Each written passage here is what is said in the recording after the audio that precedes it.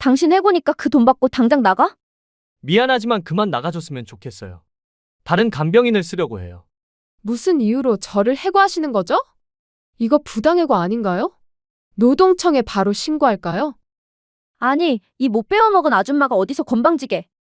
너 내가 누군 줄 알아? 누군 줄 아냐고. 일하는 게 우리 집하고는 좀 맞지 않는 것 같아서 그래요. 퇴직금은 넉넉하게 줄 테니 오늘부로 그만둬요. 그래요? 과연 사모님도 그렇게 생각하실까요? 지금 바로 올라가서 사모님에게 물어볼게요. 조카분이 제가 일하는 게 마음에 안 든다면서 해고하겠다는데 사모님 생각은 어떠시냐고요? 안녕하세요. 저는 두 아이를 키우고 있는 40대 주부입니다. 다양한 사연 들으면서 종종 집안일 할 때 라디오 대신 듣고 있는데요. 오늘은 용기를 내서 제 이야기를 한번 해보려고 합니다. 여기 사연 보내시는 분들 못지않게 저 역시 나름 파란만장한 삶을 살아왔거든요. 우선 저는 보육원 출신입니다. 부모 없는 아이들을 성인이 될 때까지 보살펴주는 기관으로 흔히들 고아원이라고 하죠. 거기엔 태어나자마자 버림받아서 부모 얼굴조차 모르는 아이들부터 돌아오지 않을 친부모를 기다리는 아이들, 부모가 싫어서 도망친 아이들 등 정말 많은 아이들이 모여 살았어요. 저 같은 경우는 좀 늦게 들어온 케이스였는데요. 그래도 엄마가 저를 10살 때까진 혼자 아등바등하며 키워주셨거든요. 아빠 얼굴은 한 번도 본 적이 없었어요. 그냥 태어났을 때부터 제 옆엔 엄마뿐이었고 자연스럽게 아빠 없이 자랐던 것 같습니다. 엄마는 여자 혼자 몸으로 저를 키우기 위해 정말 열심히 일하셨어요. 시장 나물 장사부터 남의 집 식모살이 그리고 식당 설거지 일 등등을 하셨습니다. 가끔 술을 드시면 난 너 키우려고 별의별 일을 다 해봤어. 근데 이 박복한 팔자는 어쩔 수가 없나 보다. 왜 일하고 또 일해도 이놈의 지긋지긋한 가난은 떠나질 않는 거야. 라고 말씀하시며 울기도 하셨죠. 그런 엄마를 보면서 어린 나이에도 일찍 철이 들었던 것 같아요. 학교고 뭐고 빨리 어른이 돼서 돈을 벌고 싶었어요. 그래서 엄마를 하루라도 쉬게 해주고 싶었습니다. 하지만 엄마는 제가 어른이 되는 걸 기다리는 게 너무 힘들었나 봐요. 새들어 살던 지하방에서 월세가 6개월치 넘게 밀려 결국 집주인에게 쫓겨났던 날이었죠. 엄마는 저를 데리고 버스를 탄 뒤 아주 멀리 갔어요. 제가 물었습니다. 엄마, 우리 어디 가? 응. 우리 지금 맛있는 거 먹으러 갈 거야. 그렇게 저희가 도착한 곳은 중국집이었어요. 그리고 제가 아무리 졸라도 절대 사주지 않던 짜장면과 군만두를 사주셨죠. 어린 마음에 이게 웬 떡이냐 하고 허겁지겁 먹었던 것 같아요. 그때 그 짜장면 맛은 아직도 잊을 수가 없어요. 엄마는 본인 건 시키지도 않고 제가 먹는 걸 그냥 물끄러미 바라보기만 했습니다. 엄마 왜 안 먹어? 엄마도 배고플 텐데 엄마도 먹어. 아니야, 너 다 먹어. 엄마는 배불러. 엄마 아무것도 안 먹었잖아. 아니야, 아까 먹었어. 얼른 맛있게 먹어. 그리고 엄마는 제 손을 잡고 또다시 버스를 탔어요.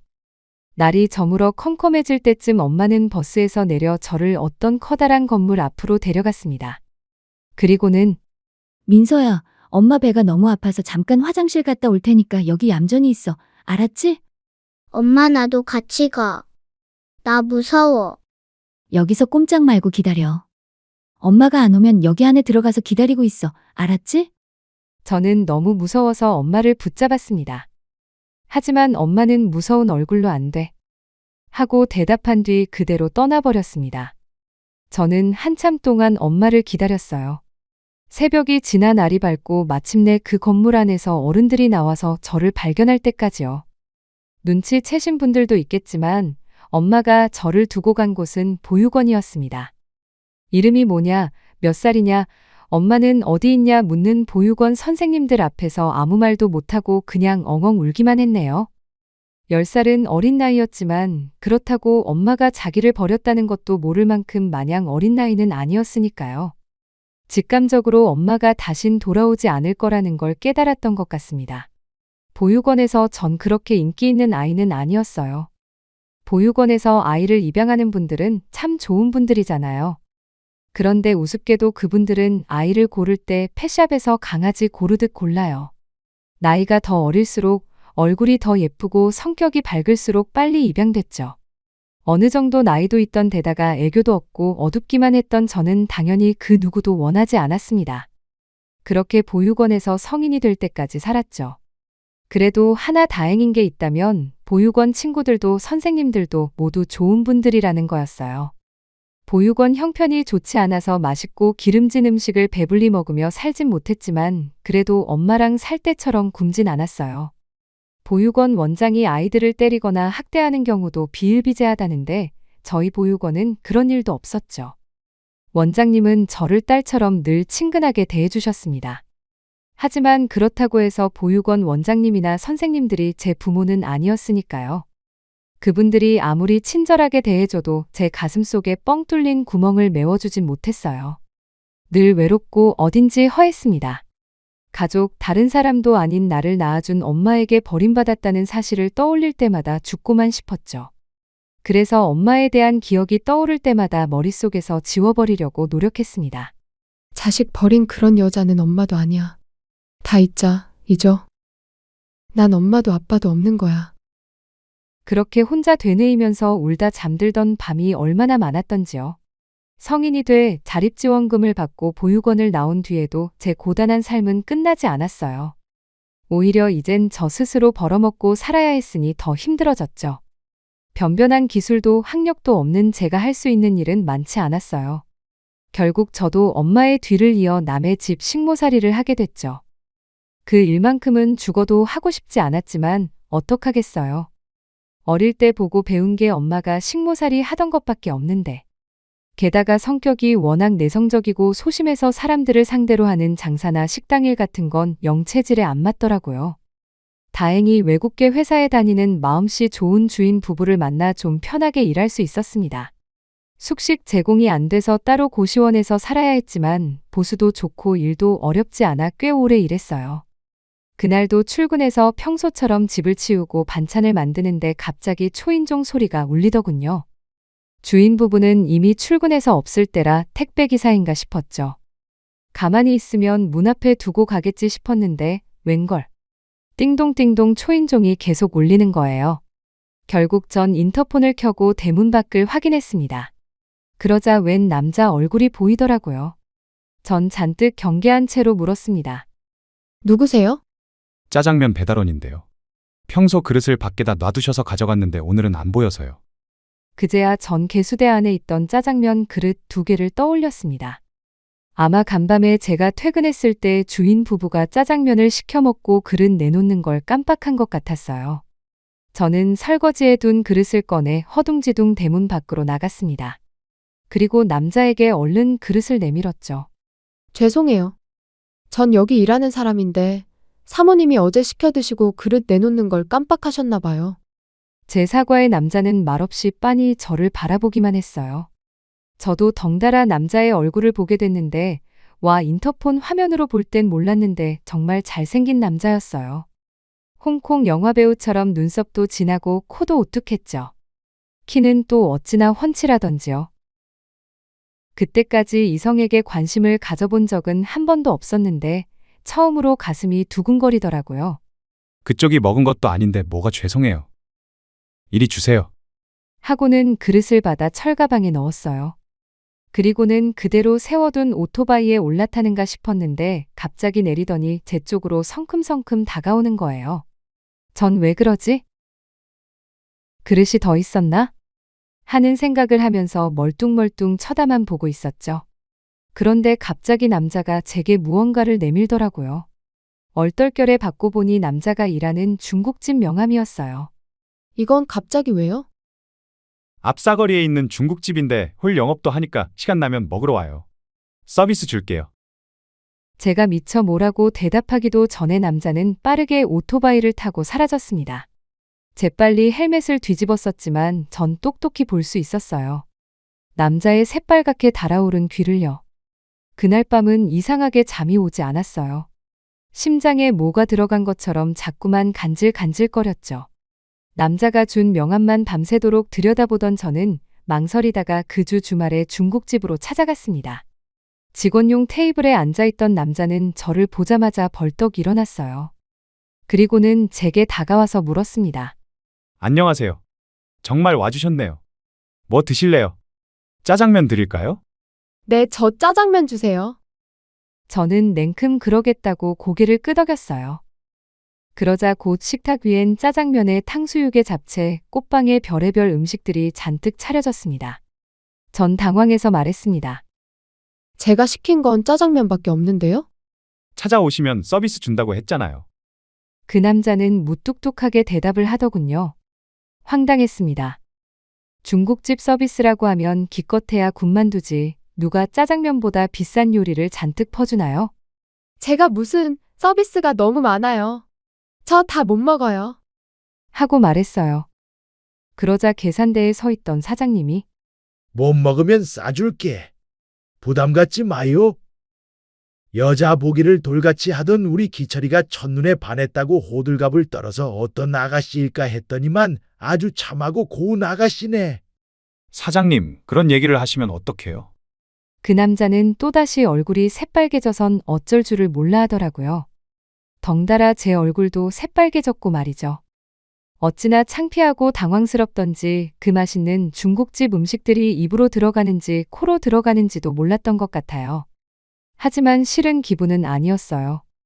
오히려 설레고 좋은 쪽이었죠. 그래서 연락처를 묻는 남자에게 못 이기는 척 핸드폰 번호를 알려줬고요. 내일 시간 되냐는 남자의 말에 냉큼 고개를 끄덕였습니다. 그러자 남자는 같이 영화를 보자고 하더라고요. 영화관에서 영화라니. 학교에서 단체로 관람할 때를 빼면 처음 있는 일이었죠. 하지만 우습게도 그때 봤던 영화가 무슨 영화였는지 이젠 기억도 잘 안 나요. 왜냐면 커다란 스크린에서 재생되는 영화보단 내 옆에 앉아있는 남자에게 온 신경이 쏠려 있었거든요. 그건 아마 그 남자도 마찬가지였겠죠.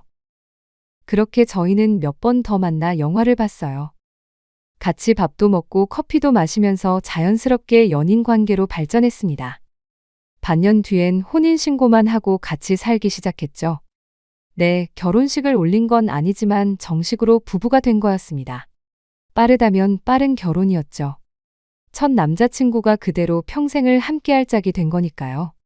보육원에서 함께 자란 친구들이 너무 빠른 게 아니냐면서 걱정할 정도였습니다. 하지만 저는 되도록 빨리 가정을 꾸리고 싶었어요. 남편이 알면 알수록 너무 성실하고 착한 사람이라는 이유도 있었지만요. 무엇보다 더는 외롭게 살고 싶지 않다는 바람이 간절했어요. 엄마는 나를 버렸지만 나는 보란듯이 가정을 꾸려 내 남편, 내 아이와 함께 행복하게 살아야지 하는 마음도 있었던 것 같아요. 다행히 남편은 이런 제 외로움을 누구보다 이해해줬어요. 혼인신고를 하고 돌아온 날 밤 제게 말했습니다. 이젠 내가 당신 남편이자 부모이자 오빠야. 난 가진 것도 없고 변변한 능력도 없는 놈이라 당신 손에 물 한 방울 안 묻히고 살게 해주겠다. 평생 호강시켜주겠다 이런 말은 못하겠지만 그래도 이거 하나는 약속할게. 당신 평생 외롭게 하진 않을 거야. 누구 하나 죽는 날까지 평생 함께 할 거야. 그 말에 아이처럼 펑펑 울었던 것 같아요. 어릴 때부터 가슴속에 뻥 뚫려 있던 구멍이 그제야 메워지는 기분이었죠. 결혼 생활은 행복했습니다. 남편은 정말 저를 사랑해줬고요. 시골에서 농사 짓고 계시는 남편의 부모님도 좋은 분들이었어요. 문제가 하나 있다면 여전한 가난뿐이었습니다.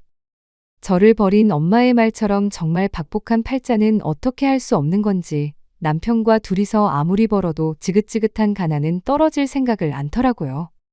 돈이 좀 모일만 하면 시부모님이 아프시고 집을 옮겨야 하고 아이가 생기고 무언가 자꾸만 돈이 새어나갈 일이 터졌습니다. 그리고 그때쯤 남편은 중국집 배달일을 그만두고 일식집 보조로 들어가 요리를 배우고 있었는데요. 월급이 채 80만 원도 안 되었습니다. 그걸로는 내 식구 입에 풀칠하기도 빠듯했죠. 그래도 아이들이 좀 큰 뒤로 제가 식모일을 다시 시작하면서 조금씩 형편이 나아지는가 했는데 하늘도 참 무심했습니다. 비가 억수로 쏟아지던 어느 날 남편이 퇴근길에 뺑소니 사고를 당하고 말았던 거죠. 지금이야 골목골목마다 CCTV가 달려있으니 금방 범인을 잡는다지만 그때만 해도 그런 게 많이 없었습니다. 목격자도 없었던 터라 끝내 범인을 잡을 수 없었어요. 어마어마한 병원비를 구할 길이 없어 결국 급한 불만 끄고 남편을 퇴원시켰을 때의 그 참담함이란 아직도 잊혀지지 않네요. 다행히 남편 목숨에 지장은 없었지만 제대로 된 치료를 못 받고 빠르게 퇴원한 탓일까요? 남편은 사고 후유증으로 왼쪽 다리를 잘 쓰지 못하게 되었습니다.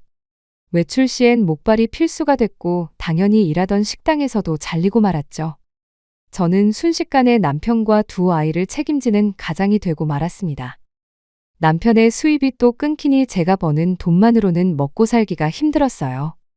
월세, 관리비, 아이들 학교 급식비며 보험료, 돈 나갈 곳은 정말 끝도 없었죠. 결국 전 당시 식모일하던 집에 얘기해 그만두겠다고 말했습니다. 식모일은 일하는 시간 대비 보수가 많지 않았거든요. 어디 공장에 들어가서 일하든가 아님 운전면허 따둔 게 있으니 남자들처럼 대리운전이라도 뛰어보려고 했죠. 목구멍이 포도청이었으니까요.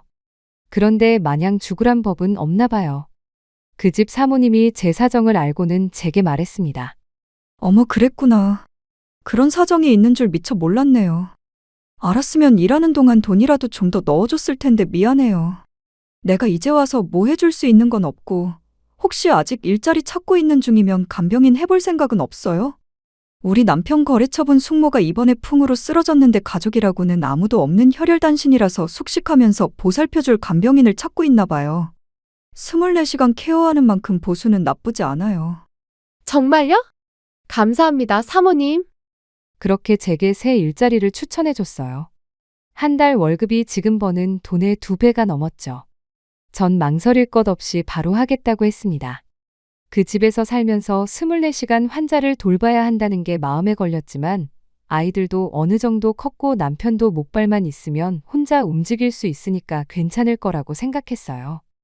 전 남편과 아이들에게 자초지종을 설명한 뒤 바로 그 집으로 향했습니다. 제가 돌봐야 할 사모님은 교회에 있는 대저택에서 혼자 사는 60대 노인이었어요. 해운 사업을 하던 남편이 죽은 뒤 물려받은 재산만 수백억 원이라고 하더군요. 결혼 생활 내내 자식도 없어서 그걸 그 사모님 혼자 다 물려받았다나요. 그 집과 인근에 사들인 땅값만 해도 100억이 넘는다고 하더라고요. 아니나 다를까 가보니 정말 어마어마하게 큰 집이더군요. 그래도 식모살이 하면서 어지간한 부잣집은 다 가봤다고 생각했는데 그런 집들은 비빌거리조차도 못 됐어요. 훨씬 크고 웅장했죠. 총 3층짜리 거대한 저택은 방만 해도 10개가 넘었습니다.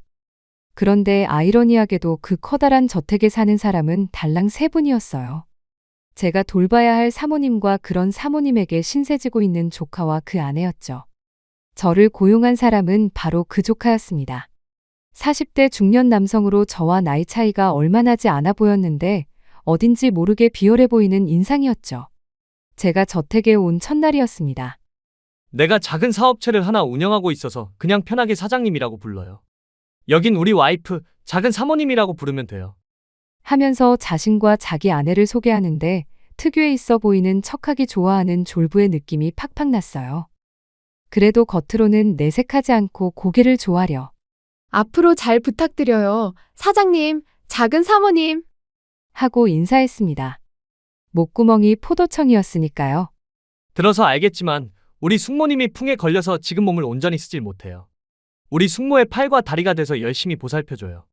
네, 사장님. 그 사장님은 사람 좋은 척 웃어 보였지만 여전히 정이 가지를 않더라고요. 그 옆에서 새초롬한 표정으로 서 있는 이제 20살이 됐을까 싶은 만큼 어린 작은 사모님도 마찬가지였죠. 그래도 다행히 제가 보살펴야 할 사모님은 좋은 분 같았어요. 나뭇가지처럼 비쩍 마른 몸에 성성한 백발, 풍에 걸려 몸 반쪽을 거의 못 쓰다시피 하는 노인네였지만 정신도 온전하고 조금도 까탈스럽지 않았죠. 저를 보자마자 어눌한 말투로 앞으로 잘 부탁해요. 네, 앞으로 잘 부탁드려요. 사모님. 인사를 먼저 건네시는데 이상하게 괜히 마음이 가더군요. 그래서 저도 공손하게 인사했죠. 체질적으로 성실한 전 사모님을 정성을 다해 보살폈습니다. 나름 책 같은 걸 보고 공부도 해서 풍에 좋다는 음식을 해 먹이기도 하고 맑은 공기 마시는 게 좋다고 해서 휠체어에 태우고 자주 산책도 다녔어요. 또 풍 고치기로 유명한 한의원에서 직접 약을 받아와 다려 먹이기도 했죠. 그래서일까요? 사모님의 안색이 하루가 다르게 좋아지더라고요. 말도 잘 못하시는 분이 제 손을 붙잡고 고마워, 고마워. 너무 고마워. 하며 아이처럼 웃었을 땐 코끝이 찡해지기도 했죠. 자기 마음이라면서 큰돈을 대뜸 제 주머니에 넣어주기도 하셨어요. 제가 됐다고 받을 수 없다고 손사래치면 내 딸 같아서 그래요. 이 늙은이 마음이라고 생각하고. 정말 괜찮은데 감사합니다, 사모님. 어눌한 말투로 계속 돈을 권하셨고 그러면 전 못 이기는 척하고 받아 넣었어요. 사모님이 자기 딸 같다면서 챙겨주는 게 단순히 말뿐이라는 걸 알면서도 이상하게 좋더라고요. 그러던 어느 날이었어요. 늘 밖으로만 돌고 콧배기도 안 비치던 조카 부부가 저를 호출했어요. 내심 전 보너스라도 주려고 하나 기대했죠. 사모님의 병색이 제가 온 이후로 정말 많이 좋아졌으니까요. 하지만 그런 제 기대는 산산이 부서졌습니다. 조카, 그러니까 사장님은 저를 보자마자 정말 기가 막힌 말을 했어요. 글쎄, 숙모님 건강이 나날이 좋아지고 있다는 얘기는 들었어요. 그 아주머니가 따로 한의원에서 지어온 약을 먹고 정말 눈에 띄게 좋아졌다고요. 근데 그 약은 그만 먹였으면 해요. 네? 왜요, 사장님? 그거 이상한 약 아니에요. 저는 이해가 가지를 않았어요. 내가 이상한 약을 먹인다고 오해하는 건가 싶었죠. 그래서 저는 사장님에게 말했습니다. 그 한의원에서 한의사님이 직접 지어준 약이고요. 연예인들이나 국회의원들도 거기서 많이 약 지어다 먹는다고 했어요. 텔레비전에도 나온 적 있고요. 의심스러우시면 사장님이 저랑 같이 그 한의원 한번 가도 돼요. 아니, 꼭 그럴 필요는 없고. 아무튼 그 약은 이제 먹이지 마세요. 전 분명히 말했습니다. 사장님의 표정이 뭔가 이상하더라고요. 옆에 있던 사장님의 아내, 그러니까 작은 사모님도 계속 먹이면 해고인 줄 아세요? 그만 나가보세요. 하며 저를 못마땅한 눈길로 쏘아봤어요. 전 도무지 이해가 가지 않았어요. 고맙다고 인사하지 못할 망정 왜 원수 취급하듯 못되게 구는 건지. 있는 사람들은 다 저러나 싶었죠. 그 의무는 그 저택에서 일하던 가사도우미 아주머니를 통해 해결할 수 있었습니다. 아주머니 보기엔 제가 많이 답답했던가 봐요. 그 나이 먹고 순진하긴 딱 보면 모르겠어요. 여기 조카 부부가 큰 사모님 재산 노리고 들어앉은 거잖아. 그 사모님이 유원장의 전 재산 다 자기한테 물려준다 그렇게 쓰길 바래서 옆에서 얼마나 알랑방귀를 뀌는데. 이미 재산 반쯤은 그 부부한테 물려준다고 했을걸? 그 사장님이 사업에 원체 소질이 없어서 하는 것마다 다 말아먹기로 유명해. 작은 사모님은 또 얼마나 사치가 심한데. 아마둘 앞으로 빚이 산더미일걸? 그러니 내색은 못해도 사모님이 얼른 죽길 바랄 텐데 자네가 온 뒤로 사모님이 죽기는커녕 팔팔해지니 얼마나 못마땅하겠어? 그제야 모든 상황이 이해가 갔어요. 조카 부부가 저를 고용한 건 사모님을 진정으로 위해서 그런 게 아니라 돈을 노린 거짓된 연기였던 거예요. 그러자 문득 그 사모님이 가엾다는 생각이 들었습니다. 참 우습죠? 돈도 뭣도 없어서 여기까지 밥 벌어먹으러 온 제가 수백억 자산가인 노부인을 가엾게 여긴다는 게요. 하지만 측은지심이라는 게 어쩔 수가 없더라고요. 전 조카 부부의 경고에도 불구하고 계속해서 몰래 사모님에게 약을 먹였습니다. 한약 봉지를 그대로 갖고 집에 들어오면 걸릴 것 같아서 일일이 뜯어 음료수병에 담아왔죠. 또 매일 열심히 풍에 좋다는 마사지도 해드리고 체조도 시켜드리고 조금이라도 나아지길 바라면서 최선을 다했던 것 같아요. 그런 제 정성이 통한 걸까요? 사모님의 건강 상태는 시간이 지날수록 눈에 띄게 좋아졌어요. 왕진온 의사 선생님이 기적이라고 할 정도였죠. 조카 부부도 의사 선생님을 통해 이 사실을 알게 됐나 봐요. 바로 저를 따로 부르더군요. 가자마자 작은 사모님이 바로 제 얼굴에 무언가를 던졌어요. 흰 봉투가 휙 열리면서 지폐 더미가 우수수 떨어지더군요. 작은 사모님은 앙칼지게 소리쳤습니다. 당신 해고니까 그 돈 받고 당장 나가? 미안하지만 그만 나가줬으면 좋겠어요. 다른 간병인을 쓰려고 해요. 무슨 이유로 저를 해고하시는 거죠? 이거 부당해고 아닌가요? 노동청에 바로 신고할까요? 아니, 이 못 배워먹은 아줌마가 어디서 건방지게. 너 내가 누군 줄 알아? 누군 줄 아냐고. 전 기가 막혔어요. 그래서 무슨 용기가 났는지 따져 묻자 작은 사모님은 부들부들 떨면서 손을 들어 올렸습니다. 그리고 그대로 저를 때리려고 했죠. 사장님은 그런 작은 사모님을 막아서면서 일하는 게 우리 집하고는 좀 맞지 않는 것 같아서 그래요. 퇴직금은 넉넉하게 줄 테니 오늘부로 그만둬요. 하고 재차 말했습니다. 하지만 전 거기서 물러설 수 없었어요. 옳다구나 하고 관두면 사모님의 목숨이 위험해질 거라는 생각이 들었죠. 그래서 말했습니다. 그래요? 과연 사모님도 그렇게 생각하실까요? 지금 바로 올라가서 사모님에게 물어볼게요. 조카분이 제가 일하는 게 마음에 안 든다면서 해고하겠다는데 사모님 생각은 어떠시냐고요? 저는 딱 부러지게 말했습니다. 그러자 사장님이 정말 무시무시한 눈길로 저를 쏘아보더군요. 솔직히 그대로 때리는 게 아닐까 싶어서 두려웠지만 다행히 사장님은 알겠어요. 해고는 없던 걸로 합시다. 나가보세요. 라고 말하더군요. 전 그 길로 얼른 조카 부부방을 나와서 사모님 방으로 올라갔습니다. 아무것도 모르는 사모님은 어디 갔다 이제 와? 내 밥은? 벌써 저녁 드실 시간이네. 금방 가져다 드릴게요. 전 아무 일도 없었다는 듯이 하고 말했어요. 사모님에게 이 모든 사실을 말할까 고민도 했지만 가뜩이나 아픈 노인네에게 상처 주고 싶지 않아 꼭 입을 다물었습니다. 그 뒤로 조카 부부는 저를 몇 번인가 더 불렀어요. 그리고는 혹시 그 약을 아직도 먹이고 있는 건 아니냐 체근하기도 하고요.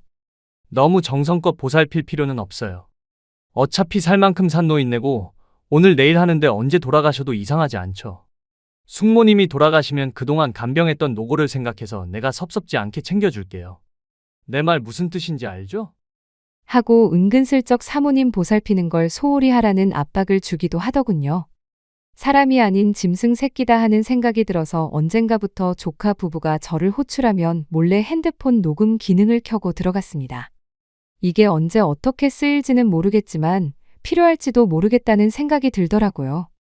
그리고 그런 제 직감은 맞아떨어졌습니다. 평소 가사도우미 아주머니가 사모님 식사를 차리면 제가 들고 위층으로 올라가 사모님이 식사하는 걸 돕는데요. 그날따라 식사가 늦어지는 거예요. 무슨 일인가 싶어 주방으로 갔더니 가사도우미 아주머니가 화들짝 놀라 저를 보더군요. 뭘 그렇게 놀라세요? 저녁 아직 멀었어요? 사모님이 배고프다고 찾으시는데. 응, 이제 다 준비됐지. 이제 그릇에 담기만 하면 돼. 사모님이 좋아하는 전복죽 했어. 네, 알겠어요. 뭔가 이상하게 아줌마가 허둥지둥 하는 것 같더라고요.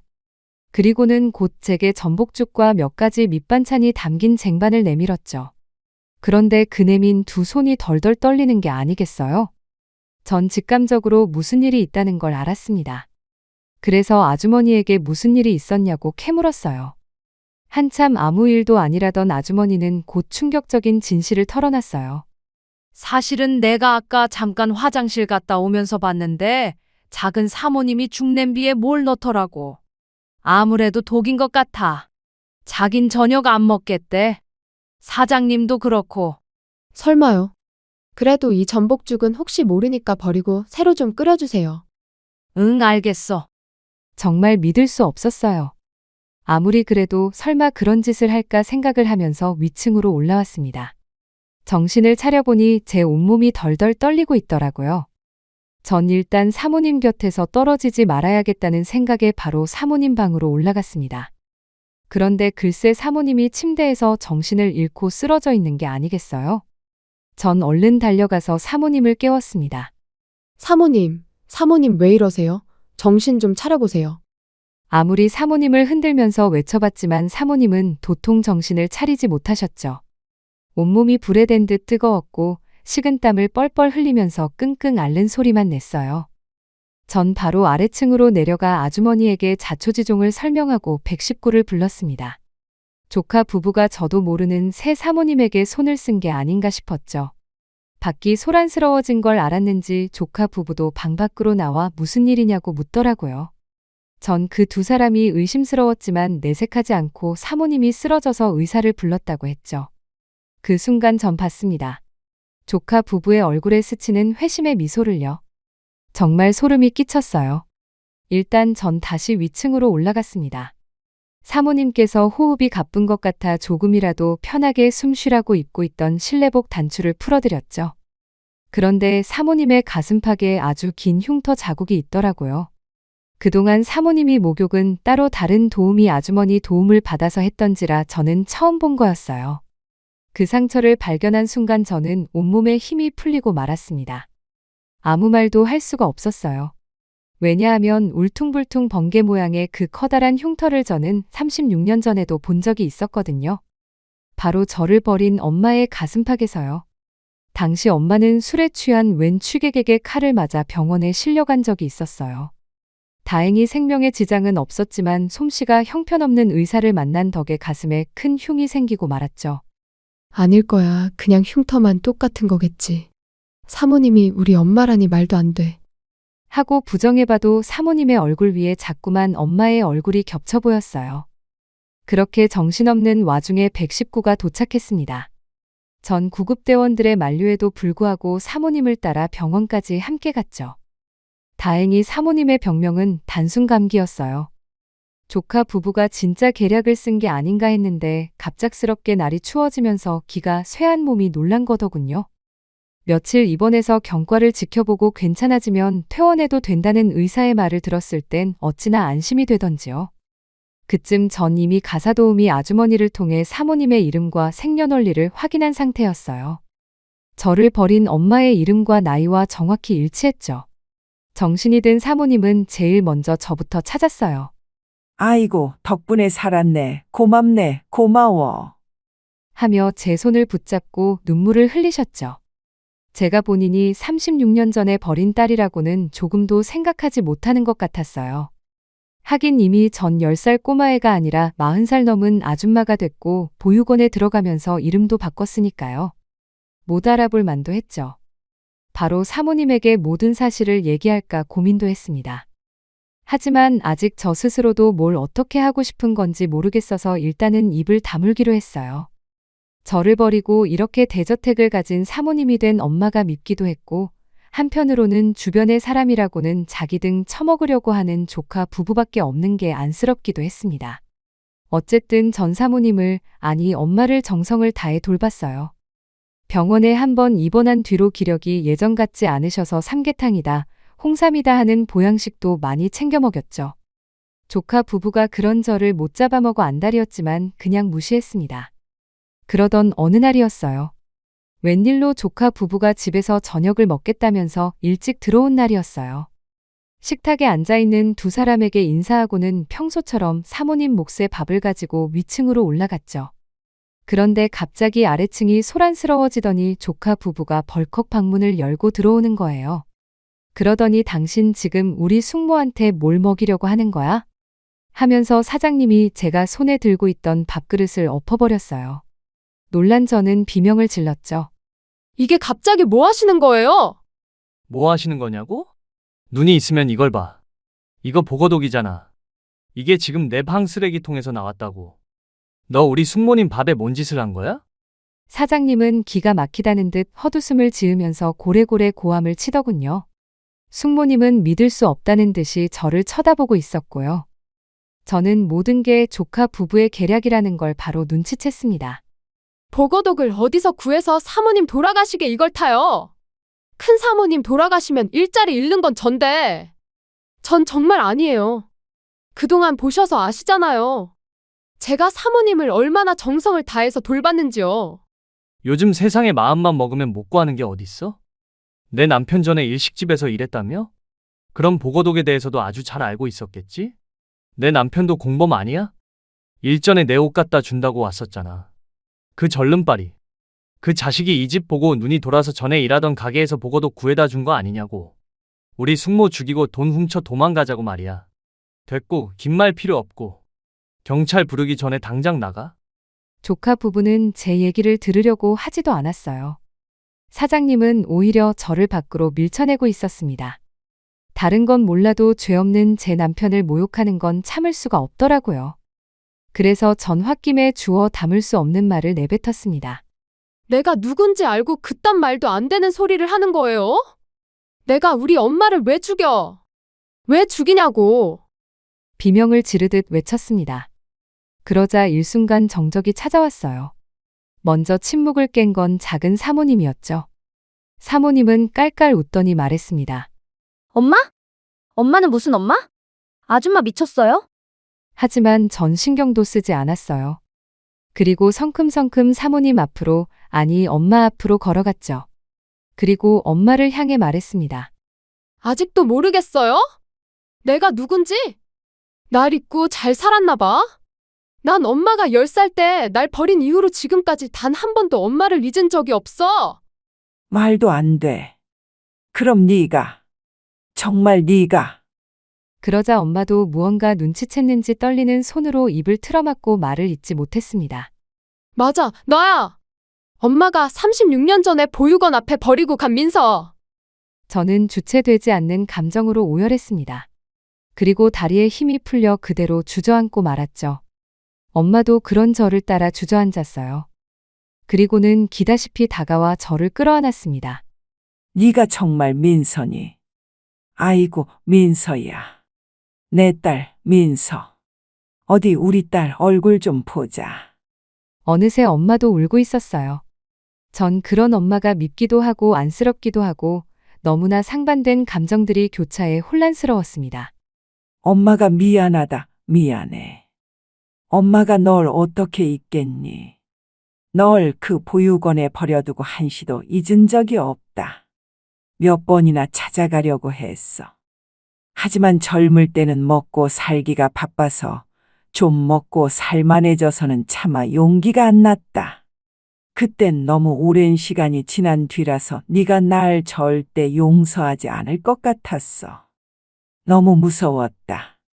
그래도 자식 버린 애미가 어찌 두 발 쭉 뻗고 편하게 잤겠니?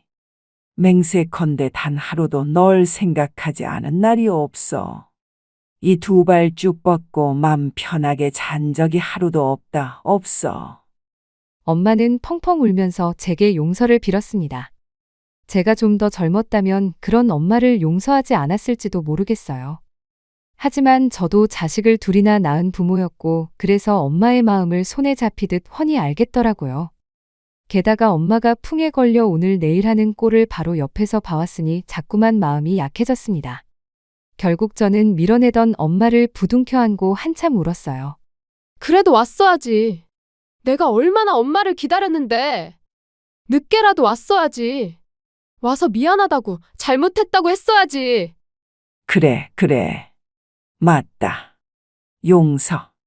너의 말이 맞다. 이 엄마가 죄인이다. 죄인이야. 그런 저희 둘을 지켜보던 조카 부부는 어쩔 줄을 몰라 했어요. 엄마가 좀 진정이 되자 사장님이 말했습니다. 아니 숙모님, 이게 무슨 말이에요?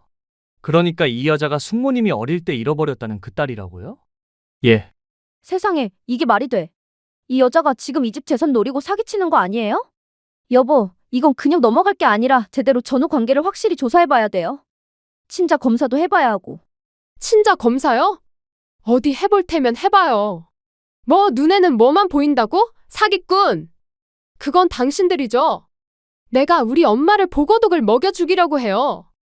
그동안 우리 엄마 너무 정성껏 돌보지 말라고, 약도 먹이지 말라고 한 게 누군데? 내가 그거 다 녹음해놨어요. 이거 가지고 어디 한번 경찰서에서 만나볼래요? 저는 코웃음을 치면서 하고 말했습니다. 그러자 조카 부부의 얼굴이 하얗게 질리더군요. 그리고 사장님은 제게 달려들면서 뭐? 녹음을 했다고? 이 여편 내가 미쳤나? 하지만 그런 저를 엄마가 재빨리 막아섰습니다. 당장 내 집에서 나가. 경찰 부르기 전에. 그리고 바로 손에 들고 있던 작은 열쇠고리 같은 걸 누르더군요. 곧 삑삑하는 경고음 소리가 울리기 시작했습니다. 보안업체를 부르는 긴급 호출콜이었죠. 엄마는 말했습니다. 그동안 내 재산 노리는 거 알면서도 그냥 눈 감아줬다. 외로운 노인들한테 와서 실은 내색 없이 단소리만 내뱉는 게 나쁘지 않았으니까. 어차피 재산은 다 사회에 환원할 생각이었지만 일정 부분 너네들 몫을 위해 남겨두려고도 했어. 하지만 욕심을 부려도 분수가 있지. 돈에 눈이 멀어서 지 숙모를 죽이려고 하고 그것도 모자라서 우리 딸한테 그 죄를 덮어 씌우려고 해. 오늘부로 너네는 국물도 없다. 경찰 불러서 콩밥 안 먹이는 게 내 마지막 배려니까 당장 내 집에서 나가. 어버버 하던 조카 부부는 보안업체가 도착하는 소리가 들리자마자 그대로 불이 나게 도망쳐버렸습니다. 하지만 조카 부부는 거기서 물러난 게 아니었어요. 엄마가 제게 모든 유산을 물려주겠다고 하자 바로 소송을 걸었죠. 제가 친딸이 아니라 사기꾼이라면서요. 하지만 누가 뭐라고 해도 전 엄마의 딸이었고 조카 부부가 저희 엄마를 죽이려고 했다는 증거도 버젓이 제 핸드폰에 남아 있었기 때문에 두려울 게 없었습니다. 지리멸렬한 법정 싸움이 이어졌지만 결국 제가 이겼죠. 두 사람에겐 살인미수죄와 공모죄 등이 성립돼 실형이 선고됐습니다. 뿌린 대로 거둔 셈이었죠. 저는 엄마 곁에서 이젠 간병인이 아니라 딸로서 많은 시간을 함께했습니다.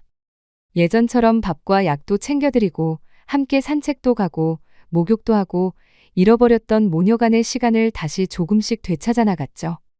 전 엄마의 권유대로 남편과 아이들을 불러서 함께 저택에서 생활했습니다. 다행히 처음엔 어색해하던 남편도 곧 장모님 하면서 넉살을 부리고 아이들도 잘 따르더라고요. 병색이 완연하던 엄마의 얼굴에는 어느새 웃음꽃이 가득 피었죠. 엄마의 병도 나날이 좋아졌습니다. 풍은 완전히 나았음에도 거동이 좀 힘들긴 했지만 혼자서 식사도 잘하시고 몸도 잘 가누셨죠. 아마 수십 년간 버려뒀던 딸을 위해 마지막 힘을 다 쥐어짜냈던 게 아닐까 싶어요. 건강해 보이던 엄마는 2년 뒤에 갑작스럽게 심장마비로 눈을 감으셨거든요. 아무리 나이가 먹어도 엄마의 죽음은 받아들이기가 쉽지 않더군요. 갑자기 우울증과 무기력증이 찾아와서 집에서 거의 몇 달을 누워만 있었던 것 같아요. 그냥 만사가 다 귀찮고 엄마를 따라 가고만 싶었습니다. 수십 년 버려두더니만 고작 2년 함께하고 떠나버린 엄마가 야속하기만 했죠. 하지만 그런 저를 다시 일으켜 세운 건 역시나 남편과 아이들이었습니다. 엄마가 저를 위해 그 2년 바짝 마지막 힘을 다하셨던 것처럼 저도 가족들을 위해 다시 일어나야 했어요. 지금은 밥도 잘 먹고요. 꾸준히 운동도 하며 건강하게 살고 있습니다. 경제적으로도 많이 여유로워졌어요. 엄마가 저희 가족을 위해서 적지 않은 재산을 남겨주고 가셨거든요. 그 돈으로 남편과 작은 일식집을 차려서 열심히 운영하고 있고요. 남은 돈은 아이들의 미래를 위해 자산 전문가에게 맡겨 열심히 이런저런 분야에 투자하고 있습니다. 그 누가 알았을까요? 제가 36년 전에 사라진 엄마를 다시 만나 이렇게 인생 역전을 하게 될 거라고요. 정말 어디서 어떻게 풀릴지 모르는 게 인생인 것 같아요. 그러니 지금 힘든 시간을 보내고 있는 분들도 포기하지 말고 버티셨으면 좋겠습니다. 긴 얘기 들어주셔서 감사합니다. 모두 항상 행복하세요.